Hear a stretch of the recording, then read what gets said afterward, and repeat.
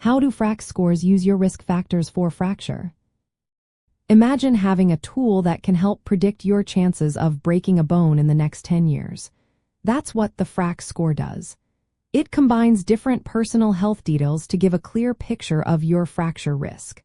The goal is to help doctors decide if you need treatment or lifestyle changes to protect your bones. The first factors the FRAX tool looks at are your age and sex. Older age increases the risk of fractures, especially in women. Women tend to have weaker bones after menopause, which raises their risk. Next, it considers your body measurements like weight and height to calculate your body mass index. A lower body mass index often means weaker bones and higher fracture risk. Your history of fractures is also important. If you have had a previous fracture from a minor fall, your chances of future fractures go up. Family history matters too. If your parents or grandparents had hip fractures, it suggests a genetic tendency toward weaker bones. Lifestyle choices like smoking or drinking 3 or more alcoholic drinks daily can harm your bones and increase your risk.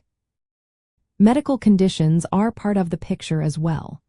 Conditions such as rheumatoid arthritis or secondary osteoporosis causes like hyperparathyroidism or celiac disease weaken bones. Long-term use of glucocorticoid steroids, often prescribed for inflammation, is another risk factor because it can reduce bone density. Bone mineral density measurements, especially from a dual-energy X-ray absorptiometry scan at the femoral neck, are included if available. This helps refine the risk estimate. The FRAX algorithm combines all these factors using a validated mathematical model based on large population data from many countries. The output gives two percentages: the chance of having a major osteoporotic fracture like in the spine, hip, forearm, or shoulder in 10 years, and the chance of a hip fracture specifically. For example, a 10-year risk above 20% for major fractures or above 3% for hip fractures may suggest the need for treatment.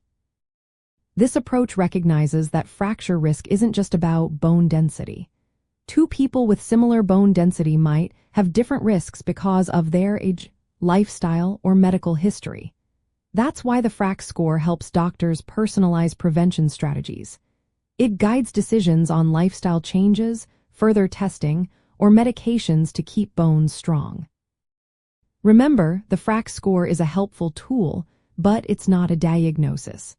Always consult a healthcare professional for a full assessment and personalized advice. They can interpret your score in context and recommend the best steps to protect your bones and prevent fractures.